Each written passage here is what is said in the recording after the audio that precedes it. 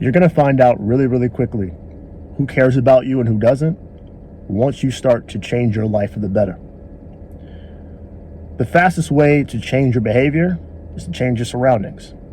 Once you control your environment, it becomes a lot easier to not do the habits that got you into the mess that you made in the first place. Think about if your goal was to drink less. It's going to be really, really hard to accomplish that if you spend all your time at the bar. Likewise, if you spend all of your time with individuals who spend money like it's growing on trees, it's going to be difficult for you to stick to a budget, to save money, to get out of debt. And something really interesting happens once you commit in that way. Start changing your environment and changing your surroundings so that you can't make those same simple mistakes day after day. You start to realize who's actually in your corner. You see, a lot of us have become friends with people based on the bad habits that we make in our day-to-day lives. And a lot of times, that's the basis for our entire friendship. Bad habits. And when you start to take away the habit, you start to wonder what's left of the friendship. A lot of us have friends or have had friends who we only drink with, who we only smoke with, who we only play games with, who we don't talk about anything else with. And it's going to be really interesting to see what their response is to you changing your life. Some of you are going to realize that those individuals never really cared about you to begin with. You're going to realize that you changing your life threatens theirs. It makes them feel like they're better than you, or at least that they might see you as better. They might think that you're trying to make a statement about them, when really you're just trying to do what's best for you. A lot of people predicate friendship on what you're willing to do for them. And it's that sort of weird narcissism that has led a lot of us into a consistent pattern of bad behavior and really sketchy choices that don't benefit us in the long term. So this process is going to teach you some things, not only about you, but about some of the choices you've made with the people around you. Are they still serving a purpose? Are you serving a purpose for them? Is it possible that it can be mended or molded to something more positive, to something more fruitful for the both of you? That's something you're going to have to decide. What I can tell you is, once you start to actually change your life, it's going to be really hard to continue to do those things and keep those people if their behaviors don't change. If you can't garner a friendship that's not surrounded by the addictive behaviors that you're used to. That's how people naturally fall apart. They naturally get further away from each other. It's because the things you're doing aren't the same anymore. The good news about being in a predicament like this is it also presents a really good opportunity. It puts you in a position where you can start to forge friendships that have meaning that's based in some of the things you want out of your life. You start to be able to find like-minded individuals who share your hopes and dreams, who want some of the same things that you want for you. And those friendships can last a lot longer because it's predicated on something that you're both striving for. Now, that's not to say that you can't have friends who are different. Of course you can.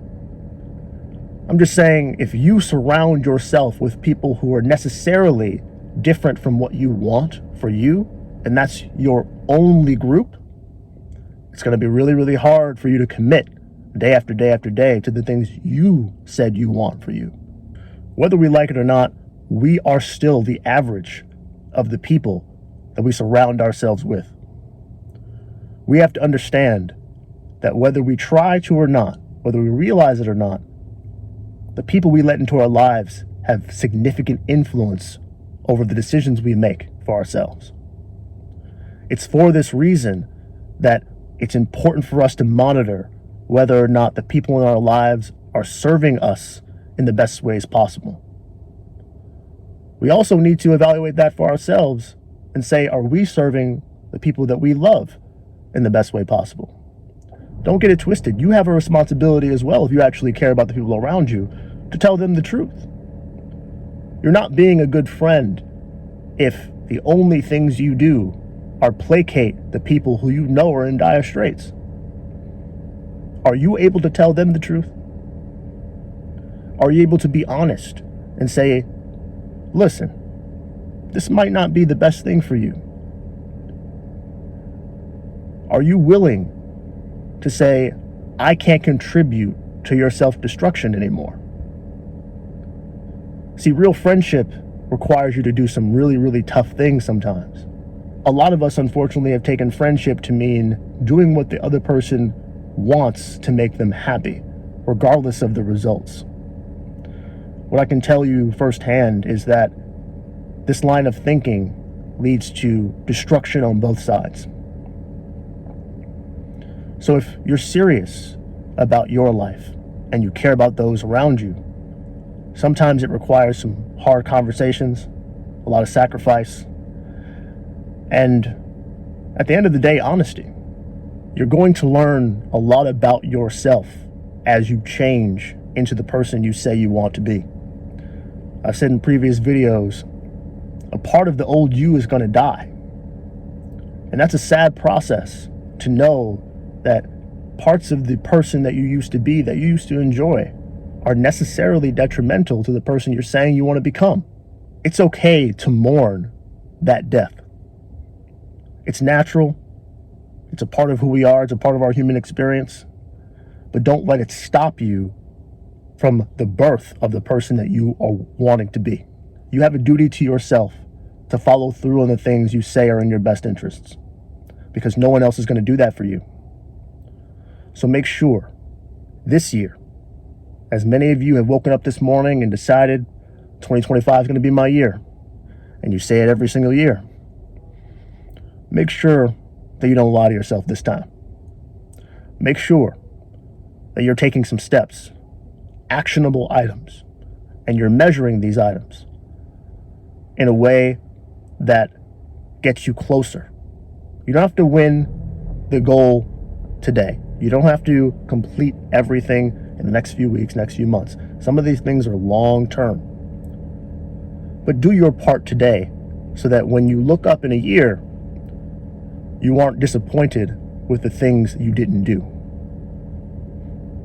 The saying goes, don't be disappointed with the results you didn't get from the work that you didn't do. Do the work. Make sure you're following through so you can be proud of the person that you want to become. Talk to y'all later.